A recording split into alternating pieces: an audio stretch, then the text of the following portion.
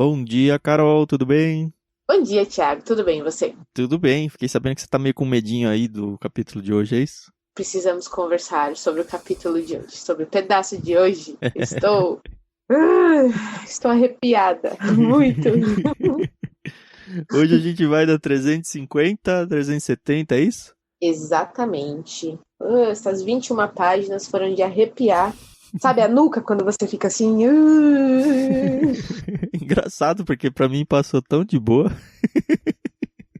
Como que essas coisas podem mexer tanto com algumas pessoas e para outras passarem batido, Ah, né? não sei. Pode ser que eu não consiga visualizar a cena, talvez seja isso. Mas vamos lá. Estávamos aonde? Tínhamos terminado aquele pedaço em que o Riobaldo ex-Tatarana, atual Urutu Branco, estava meio indignado porque a fama dele de jagunço não era tão grande como ele gostaria, e ele sabia que ele ia ter que enfrentar um bando ou invadir uma cidade, enfim, teria Tava que ter faltando uma guerra. guerra, né? Faltando um ato Exato, glorioso, vai. Até porque eu acho que exato. nesse capítulo aqui eles vão ter um ato glorioso que não é uma guerra, pelo menos não por enquanto. É. E aí o Riobaldo tá nessa tristeza, né? Acho que é mais o orgulho dele que tá meio pra baixo, né? Uhum. A No gente vê comecinho que ele aqui, tá. Carol, você achou meio... Eu não sei se eu entendi errado ou não, porque tava meio confuso o começo da leitura de hoje. Mas ele tava falando lá da Otacília e eu tive a impressão de que ao mesmo tempo que ele ainda gosta da Otacília e tal, ele fica meio com medo que a Otacília venha atrás dele pra se juntar ao bando, ficar junto. Exato. Eu também tive essa impressão, tanto que ele até faz aqui uma bela narrativa, né? Como seria se ela aparecesse, né? Do cavalo, Mas não toda como bonita. algo bom, né? É algo como vai Não, atrapalhar minha vida aqui. É algo é. como se a esposa começasse a trabalhar com você, sei lá. Eu já tive a experiência da Renata trabalhando comigo e foi muito bom. Uhum. A gente sempre lidou com isso muito bem. Mas eu sei que a gente é totalmente a exceção à regra. Assim, as pessoas odeiam quando seus cônjuges começam a fazer parte de 100% da sua vida. Tem gente que realmente não sabe lidar muito bem com isso, né? Eu adoraria trabalhar com o Fernando, porque eu sou o mais, ele é o menos, no sentido da pilha, sabe? Aham. A gente, somos bem opostos nesse sentido. Ele é super tranquilão, eu sou mais elétrica. Eu Uhum. acho que é um bom equilíbrio. A Rê Mas, né? também. A Rê sempre fala, eu não sei, porque a gente é tão diferente. Eu falei, é aí que tá a beleza da coisa. Se a gente fosse igual, ia Exato. ser horroroso. É. Já pensou outro Bom. Thiago? Deus me livre. Ai, ai. Pessoal, ele que tá falando, tá? Eu não Tá, eu tenho qualquer nenhuma hora eu trago a reclamação. Renata aqui pra ela falar a mesma frase. Já pensou outro Thiago? Depois que ele começa a ter esse devaneio aí da Otacília, ele decide que ele vai começar a escrever uma carta para ela. Ele, é claro, em falar que vai deixar algumas coisas de fora, mas que ele vai falar como ele tá, por onde ele está, né? É, não Só é que uma assim, carta lá muito importante. Ele diz que ele o que eu mesmo cogitei fala. escrever era muito singelo. As notícias da minha saúde, pergunta de como era que ela, os parentes iam passando, saudações de lembranças, coisa besta. Só que demorou quase um ano, ou mais de um ano, para escrever essa carta, É. né? E sempre estava na metade. E ele não sabia quando chegava no fim, porque ele não sabia o que dizer, né? Essa que é a verdade, né? E aí volta a falar do capeta. Oh, meu Deus. Por que que o Guimarães Rosa gostou tanto desse assunto? É, ele Porque, escreveu um continho aqui sobre isso. gente, eu fiquei... Não sei. Eu não sou muito fã, essa que é a verdade, desse tipo de assunto. Mas, O, bora lá. o que eu Vamos falar. percebi, assim, o Riobaldo ele tá incomodado. Ao mesmo tempo que ele quer se convencer que não existe o demo, ele tem a impressão de que ele de fato tem um pacto com o demo. E ele Sim, começa a criar um tipo de uma artimanha para tentar se livrar. Ele percebe que todo dia para ele é uma batalha. Então, ele cria a seguinte regra: de manhã, assim, no madrugal, ele diz, né? Logo no instante em que eu acordava e ainda não abri os olhos, eram só os minutos, e ali durante em minha rede eu preluzia tudo claro e explicado. Assim, tu vigia, Riobaldo, não deixe o diabo te pôr cela. Isso eu divulgava.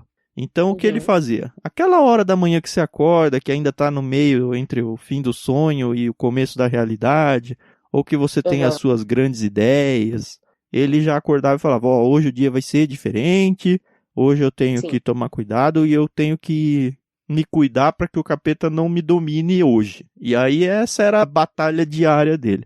Só que é certo. interessante aí a gente não entende, eu acredito que seja muito a ação do próprio demônio na vida dele, que ele começa a pular esse pedaço da vida. Ele começa a forçar a acordar mais rápido, para não passar esse trechinho aí e pular esse pedaço. Ele fala, mas acontece que o instante entre o sono e o acordado era assaz curto. Daqueles avisos e propósitos, o montante movimento do mundo me delia igual a um secar, e eu mesmo estava contra mim o resto do tempo. É ele tentando ver se vai dar certo ou não. Com o que peguei aos poucos o costume de pular num átimo da rede, feito fosse para evitar aquela inteligencinha benfazeja que parecia se me dizer era o mesmo meio do meu coração. Ou seja, ao mesmo tempo que ele cria uma regra e uma artimanha para tentar fugir do demo, o demo cria uma regra e estratégia aí para parar com esse negócio aí. Acho muito triste, né? Mas se você for lembrar, quando ele falava do Hermógenes, ele falava, o Hermógenes, ele nem dormia. Então eu fico pensando, será que todos esses jagunços que fizeram pacto com Demo tinham essa mesma intenção? Eu não sei se o Hermógenes já não tinha uma índole meio ruim antes disso, né? O Riobaldo que tem essa luta contra o bem e o mal na cabeça dele. Uma pessoa que não tem o bem na índole já se entrega rapidão. Eu peguei uma aplicaçãozinha fora do livro aqui que para mim fez muito sentido. Eu não sei quantos de vocês, eu sei que você também agora faz, as emocionais pela manhã. Uhum. E eu fiquei meio com um certo receio, porque já anotei isso algumas vezes na minha vida. O que eu digo é a gente acordar, faz o seu momento com Deus ali, suas leituras bíblicas, suas orações, e acorda muito bem, se prepara muito bem para o dia, só que aquilo fica ali. No comecinho da manhã, você segue a vida, começa a correr atrás das coisas, e Deus fica renegado ali para os primeiros minutos da manhã. E muitas vezes ao longo do dia a gente praticamente, eu tô falando a gente, mas tô falando eu, né? Praticamente esquece de Deus e segue a vida. Meio como que óbvio que eu não tô falando um pacto com o demônio nem nada aqui, né? Mas é meio isso que acontecia aí com o Riobaldo. Acorda de manhã, resolve, não, esse dia eu vou ser um servo de Deus, esse dia eu vou fazer tudo diferente. Só que passa meia hora, a gente esquece disso e segue. E me lembrei de um outro personagem bíblico e talvez seja essa a solução ao problema. O Daniel. Na época que eles estavam sendo perseguidos e tal, é relatado que ele orava 3 vezes por dia. De manhã, na hora do almoço, né? E à noite. E talvez a gente deva pensar sobre isso e manter sim. Não vou dizendo pra... não, acho que é excelente abrir o dia com uma presença de Deus e tal. Mas a gente tentar colocar pílulas de encontro com Deus aí ao longo do dia. É isso. É que infelizmente a gente tem essa coisa de o dia é corrido e tenho tantas coisas para fazer e a gente acaba não priorizando o que deve ser priorizado, né? E é corrido mesmo, né? A gente entende isso. Sim. Mas é aquilo, né? Orar sem cessar, vigiar o tempo inteiro. Sim. É pra gente aprender, né? Uma coisa que eu fiz, eu tinha feito, eu parei de fazer e retomei ontem, depois dessa leitura. Eu colocar um despertador no meu celular para ele tocar na hora do pôr do sol. Então, todo dia eu vejo qual vai ser o horário do pôr do sol e marco um despertador, porque aí não importa o que eu esteja fazendo, eu paro, vou para um lugar onde eu consiga ver um mínimo de céu, de pôr do sol e faço uma oração curta ali de gratidão pelo dia, sabe? É uma coisinha boba, uma coisa que eu percebi, é uma coisa que meus filhos veem, minha esposa vê, e aí toca uma musiquinha que eu já até programei uma música diferente. E às vezes a gente tá no carro, agora não, na pandemia, né? Mas quando eu fazia isso, a gente tá onde tiver, toca a música e eles já sabem, agora o Thiago vai orar. E, assim, é o fim do dia. Fica a dica aí. Exato. Pequenas tradições que fazem toda a diferença. Tá certo. Então, voltando aqui, a gente vê que o Riobaldo pega o cavalo dele e costuma dar umas saídas, né? Durante a madrugada, o comecinho do dia, né? Até que um dia ele vai mais longe, ele nem sabe por quê. Ele vai mais longe e aí ele se depara com um homem, né? Ou pelo menos o que um dia foi um homem, né? Tadinho. Coitadinho. Ele até chama o pequeno Lázaro. Lázaro, pra quem não sabe, é lazarento, né? É um leproso. Mal de Lázaro é lepra. E aí é muito engraçado todo o raciocínio que ele tem. Ele vê que aquele homem, ele tá ali doente e a lepra, hoje em dia, ela tem cura, né? Mas você também tem que ir atrás do tratamento. Mas antigamente as pessoas morriam, né? De uma forma muito, muito feia. E ele começa a imaginar, puxa, acho que eu vou matar esse homem. porque afinal de contas ele tá aqui leproso, ele vai acabar morrendo mesmo. Por Mas ele misericórdia, fica né? nessa. Então, achei interessante porque aí ele lembrou de uma história que o Medeiros Vaz contou pra ele, de um cara que lambia goiaba por goiaba, ele tinha uma doença. Acho que era e aí lepra ele mesmo. Acho que era isso mesmo. E aí ele lambia, e eu fiquei, ai gente, que nojo. Ele subia E aí nas o Medeiros árvores pra Vaz, lamber as frutas, pra quem pegasse ficasse doente também, né? Que nojo. que nojo, né? E aí o Medeiros Vaz acabou matando esse homem, mas livrando outras pessoas de se contaminarem, né? Uhum. E aí o Riobaldo fala, vou fazer a mesma coisa, porque eu não sei o que esse cara ele vai fazer, eu não sei se ele quer prejudicar mais alguma pessoa, vou matar ele. Mas ao mesmo Só que tempo, a gente percebe que ele tanto quer matar, ou pelo menos quer se convencer de que ele quer matar ele por misericórdia, tanto que ele lembra da história do Medeiro Vaz e tal, quanto ele também quer matar alguém, que ele não conseguiu matar ninguém ainda, desde o pacto com o Demo, e ele tá desesperado por isso. Realmente. Bom, e aí ele se depara, ele começa. Eu acredito que o sol estava nascendo, então ainda estava meio escuro e tal. E aí ele se depara com outro homem, que ele vê o Diadorim. É um cavaleiro que vem chegando, né? Isso. Essa parte aqui que eu não entendi. O Diadorim chega a conversar com ele, ou todo esse diálogo aqui que ele tem é com ele mesmo? Ele ficou Porque confuso, ele fala assim, mas no final eu concluí que foi um diálogo na cabeça dele. Primeiro porque não tem os travessões na fala. Segundo, que verdade. depois fica meio no ar, assim, parece que o Diadorim não fez parte mesmo daquela conversa. Então foi tudo da cabeça dele. O que eu percebi é que ele percebeu que o Diadorim estava chegando, aí ele deu uma empinada, né, com o cavalo dele e saiu. E aí o Diadorim Isso. parou embaixo da árvore, meio que ficou olhando ali. Ele e o Riobaldo, olhando de longe, percebeu que o Diadorim talvez tenha percebido a presença do leproso lá. Aí ele vai voltando e aí fica confuso, porque parece que ele voltou e conversou, mas na verdade isso foi tudo na cabeça dele, até onde eu entendi, na volta pra encontrar o Diadorim. Exato. E aí ele acaba perdendo o revólver dele nessa, né? E eu achei tão interessante porque ele conhece tão bem o Diadorim que ele sabe o que o Diadorim vai falar pra ele. Uhum. Então ele joga o revólver fora e ele fala, vou matar ele com a faca. E aí o Diadorim, na cabeça dele, fala, então mata com a faca pra você ver o sangue dele, como é quente, igual o nosso, né? E eu falei, nossa, isso que é intimidade no sentido de você até saber o que a outra pessoa vai falar, né? Uhum. No fim, quando ele chega lá, o leproso fugiu, né? Ainda bem. Isso. E o Diadorim vai atrás da arma dele, né? Uhum. Pra recuperar. O Riobaldo, enfim, continue. Ele tá perdidinho, né? Tá perdidinho. É muito triste, né? Assim, apesar de que eu acho que ainda vai ter um plot twist aqui, porque ele tá narrando, né? Mas tá bom. Isso. Aí eles voltam ao bando. Ele lembra dos grupos dos urucuianos, que eram aqueles que eram 5 mais ou menos, que tinham chegado junto com o Zé Bebelo, que teve uma época até que um deles ficou colado no Riobaldo lá na guerra nos tucanos, né? Na fazenda dos tucanos. E aí eles vêm querendo conversar, o que é bem estranho, né? Alguém até levanta lá um ditado popular que falava que o urucuiano conversa com o peixe para vir no anzol, o povo diz.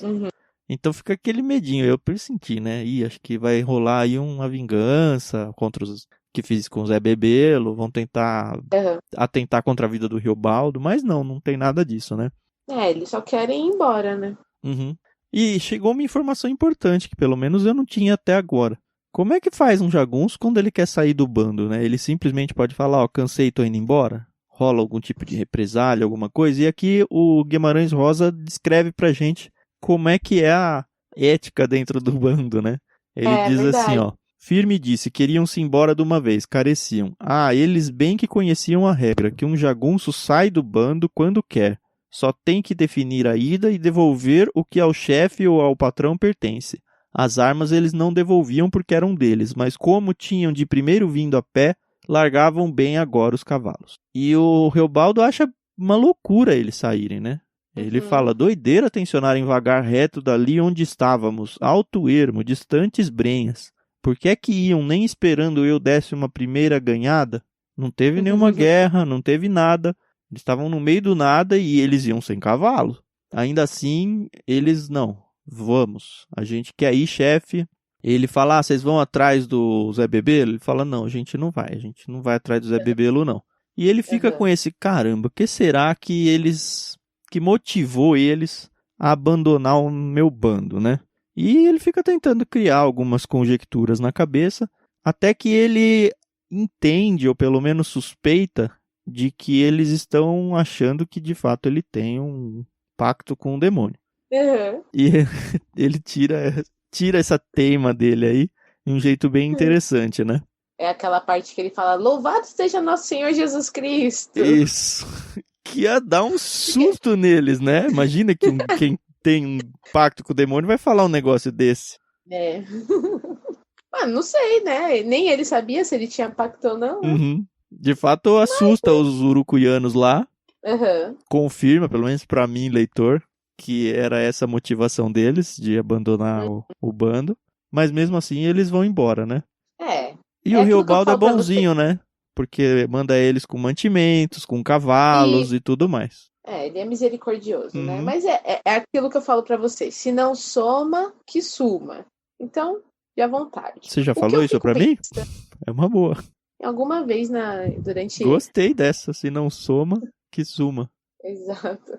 Mas assim, eu fico pensando, será que isso meio não enfraquece não a moral do Riobaldo, mas aquela coisa de eu sou o chefe, eu tenho que mostrar que eu sou duro, enfim. Será que isso meio não abalou? Eu não sei. Eu acho que sim, porque dá ideia para outros debandarem. No entanto, dentro dessa sua ideia aí que não, se não soma, suma, o Riobaldo vai nela, né? Ele dizia, eles iam-se embora conforme desisti de sobreguardar esses homens. Do jeito de que é que me valiam. O contrato de coragem de guerreiros não se faz com vara de meirinho, não é com dares e tomares. Ou seja, você só vai ter realmente o respeito, não só o respeito, né, mas a confiança, vocês vão batalhar junto em guerra e tudo, se todo mundo tiver comprado lá na ideia. É como você ter um funcionário numa sua empresa que não tem vontade de trabalhar ou não quer estar lá. Para que você vai manter um cara desse? Não é? Tem que vestir a camisa, pessoal. Enfim, aí eles vão embora, como a gente falou, o Riobaldo deixa eles levarem. Rola mais uma conversinha com o Diadorim, né? São sempre uns papinhos agora, que eu não sei se acrescenta muito, né? Mas pós-papinho aí acrescenta uma informação interessante. Arte que achei o meu projeto, ele fala. Agora o senhor saiba, o senhor é o cara que ele tá contando, né? Agora o senhor saiba qual era esse meu projeto. Eu ia traspassar o liso do Sussuarão.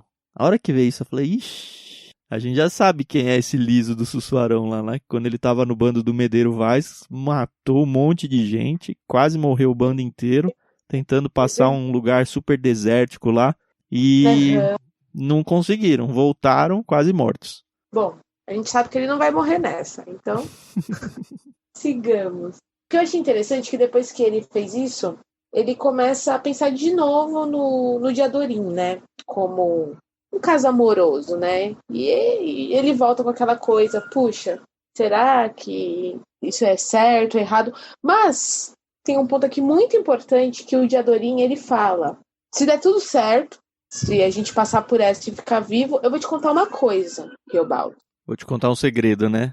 Contar um segredo. E eu já sei que segredo é esse.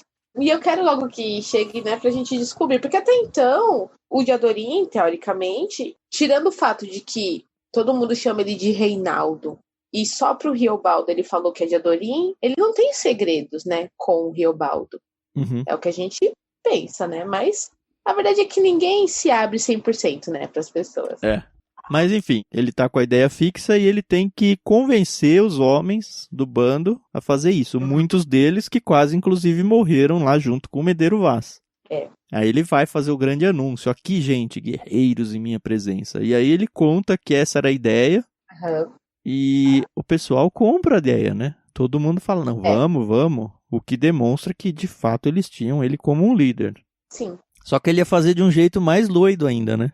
Porque o Medeiro Vaz se encheu de provisões, trouxe junto com eles mulas carregando as coisas, muita água. E ele fala, não, eu vou enfrentar o Sussuarão inteiro lá, o liso do Sussuarão, sem preparativos. Sem preparativos nenhum, ele diz. Nem cargueiro repleto de bom mantimento, nem boi tangido para carneação, nem bogós de couro cru derramando de cheios, nem tropa de jegues para carregar água, nada. Eu simplesmente vou e... ao Deus dará, que não é Deus aqui, né?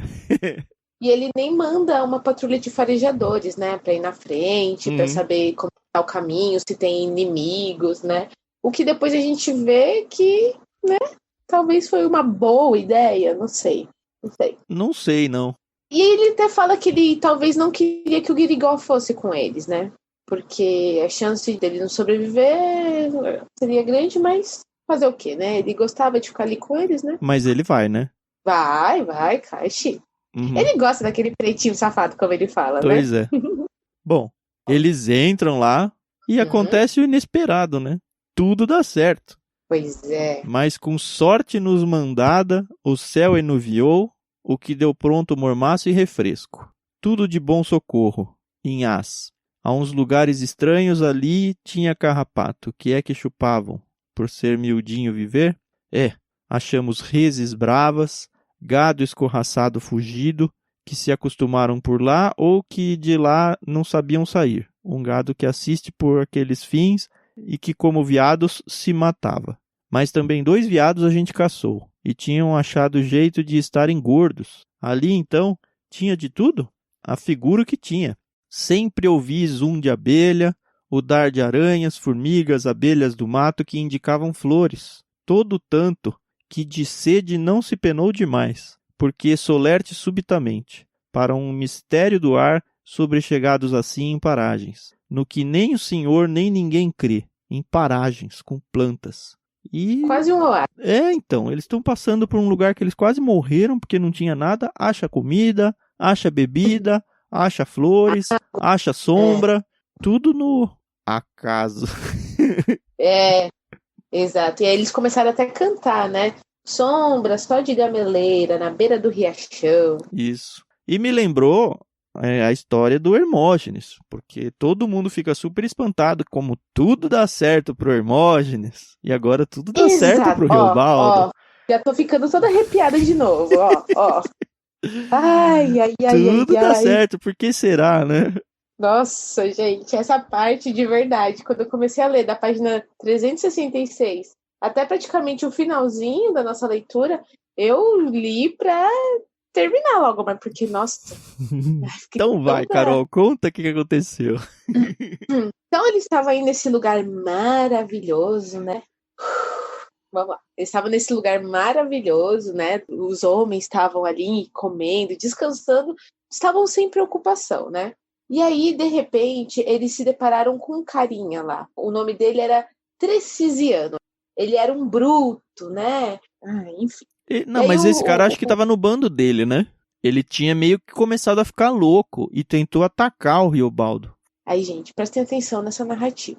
Ele começou nessa de vou matar o Riobaldo. Ele não chegou a falar razões, mas começou essa coisa, né? As pessoas acham que ele tá louco por causa do trajeto, do calor ou qualquer coisa assim. Coisa que já tinha acontecido no bando do Meneiro Vaz. Exato. E aí o Riobaldo começa a falar pra ele mesmo, né? Era o Demo que mandou esse homem pra me matar e me pôr em raiva e não sei o quê. E aí, aí de repente, isso eu tenho certeza que aconteceu só na cabeça do Riobaldo, mas aconteceu. Porque eu não sei se os outros homens estavam vendo ali, ou se pelo menos o Diadorim estava vendo, mas a gente vê que é uma coisa muito rápida. O Riobaldo vai pra cima dele, e aí de repente o Riobaldo olha com um chapéuzinho assim e tal, e é o capeta, mano. É o capeta. Ele fala, é a cara do Demo. E eu fico, gente, eu tô toda arrepiada só de lembrar dessa parte. Mano, eu fiquei assim, cadê? Cadê a parte que ele fala aqui, ó? Vi ele, o chapéu que não quebrava bem, o punhal que sobressaía muito na cintura, o monho, o mudar das caras. Ele era o Demo, de mim em diante. O Demo fez uma careta que sei que brilhava. Era o Demo, por escarnir, próprio pessoa. E eu fiquei, mano. Só que assim, eu acho que só realmente o Riobaldo viu isso. E aí o que o Riobaldo fez? Pegou a faca dele. Não, mas antes disso o cara começou até a fazer xixi lá e o negócio ficou absurdo, entendeu? Perdeu o controle da situação. Aí o Riobaldo foi, matou ele. Matou Parece que cortou a garganta dele, que a pele escorreu, dobrou pra frente, que abriu até o seio do cara. Meu Deus do céu. Aí fala assim, conforme tinha sido, aô, mas ninguém não vê o demônio morto. O defunto que estava ali era mesmo do Tricisiano.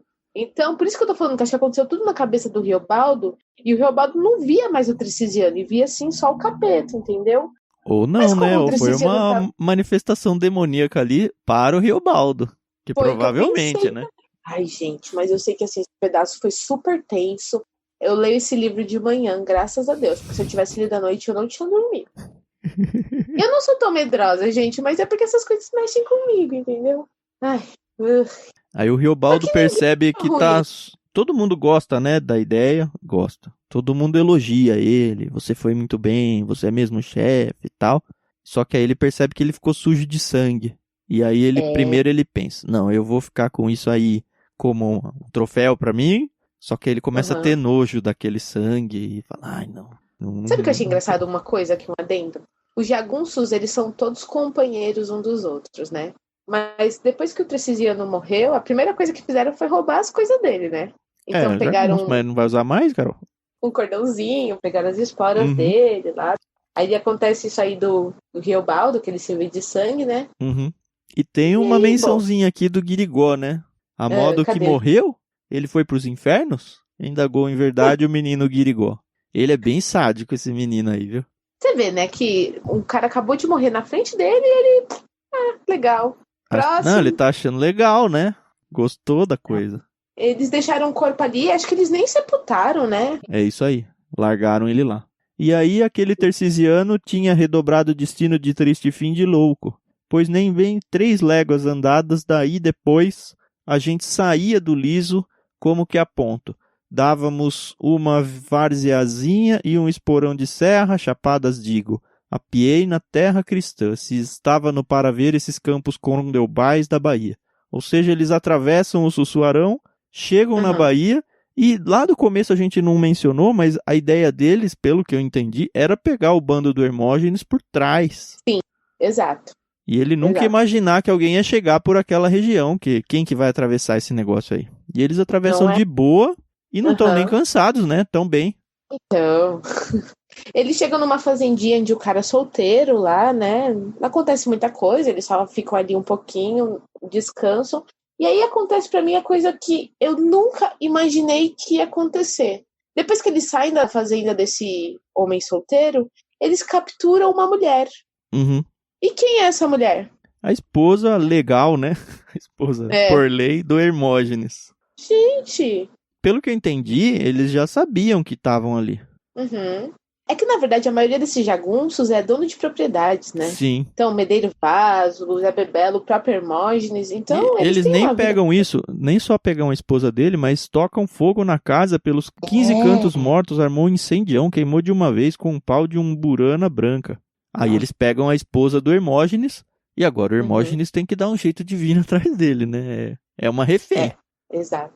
E assim, a mulher é feia, né? Nossa, do jeito que eles descrevem aqui. É engraçado que o Riobaldo ainda fala assim, eu fiquei olhando assim pra ela, mas eu tenho até que tomar cuidado pra não gostar dela como fêmea. Rapaz, você se controla. Bom, é isso, a gente não sabe pra onde vai dar então, agora que eles têm a mulher do Hermógenes com eles, queimaram a propriedade do Hermógenes, agora só resta ir pro pau, né? Vamos ver onde que vai acontecer. Que na verdade é o grande acontecimento do livro, que né? Tá na hora, né? Tá no finalzinho. Amanhã a gente volta com o resultado da telecena. Telecena. Não. Amanhã a gente volta então, acabando o livro. Segue com a gente aí. O Demo já deixou a Carol arrepiada. Vai dormir mal. E é isso aí. Possivelmente. Até mais, pessoal. Tchau, até amanhã.